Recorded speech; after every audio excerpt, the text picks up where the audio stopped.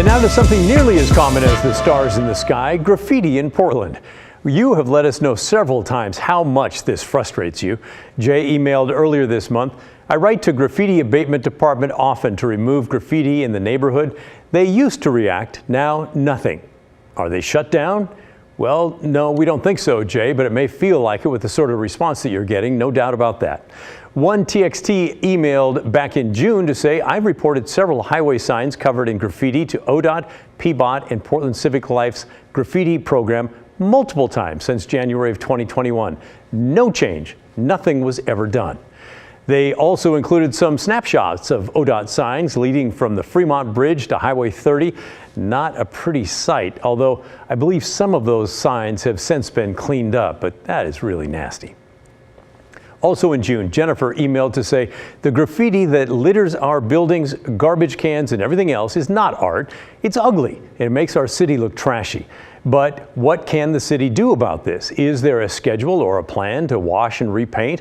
Are we just stuck with all this? Well, that's a great question. I tried to contact the city office handling graffiti and ask them that very question, Jennifer, and yeah, we never heard back. I know these are examples that are just scratching the surface of frustration over graffiti. I share your frustration. I took a stroll down to Pioneer Square in Portland just after lunch today and snapped some pictures of the graffiti I saw. It's so common that many of us probably just walk or drive by without even noticing anymore. And in fairness, there were some blocks downtown with no graffiti. Then again, the beautiful Jackson Tower building just off Pioneer Square in Portland's living room has lots of graffiti. See it? Way up there at the top. It's been there for weeks now. Okay, well, that looks daring and wrong. In light of all that, this past weekend, Portland police announced something that's going to make some of you pretty happy. They're going to start cracking down on prolific graffiti vandals who cover our buildings and streets and highway signs. And this morning, 22-year-old Emil Laurent was charged with 25 counts of criminal mischief. He's one of those prolific vandals Portland police say they're going after. According to the DA's office, Laurent's charges stem from a series of incidents that cover the last 4 years when Laurent allegedly tagged buildings and structures with the tag Tendo. Investigators think that that's shorthand for Nintendo. Get it? Take that for what it's worth. Here's a partial list of the places he's accused of tagging and the cost to cover it up. One of the most expensive, American Medical Response off Southwest 2nd. That cost $6,000. Public Storage off North Gantenbein Avenue, $5,700. F.E. Bennett off Northeast Broadway Street, $2,700. And various City of Portland properties at least $1,600. The DA reports total cost of these and other properties is nearly $20,000 and growing.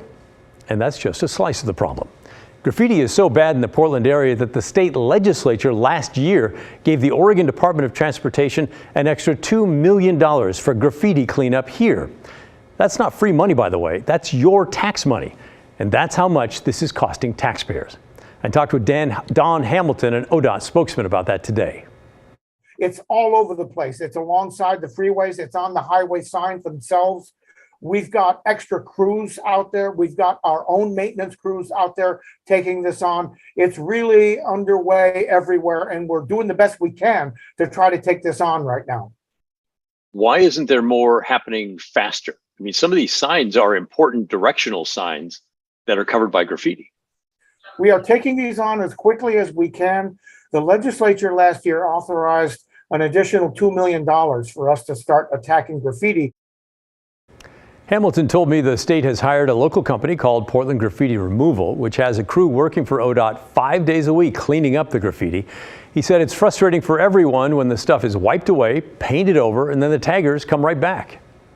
We're very pleased that police are going after the bad guys in this, and we're doing everything we can to work with police to make sure that we can try to get these bad guys to their attention and get the police police to take care of them.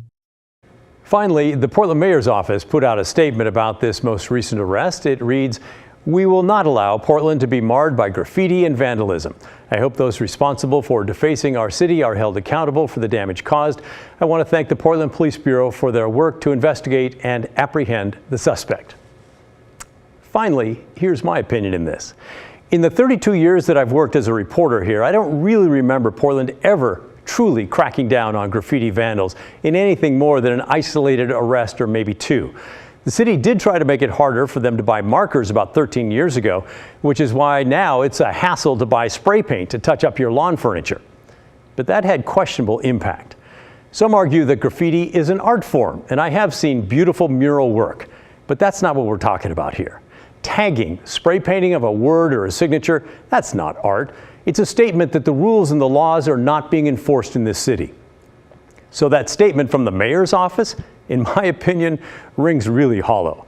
You're not going to allow Portland to be marred by graffiti and vandalism? Way too late. It is marred by those very things right now as I'm standing here. And I think it's a good sign that police, specifically the neighborhood response team from Central Precinct, is going after these folks. Enough is enough. Well, that's my take. What do you think? Am I full of it? I could be. You don't have to agree with me, but you do have to chime in. Send me an email. Let me know what you're thinking. Our address is thestory@kgw.com, or call and leave a voicemail, 503-226-5090.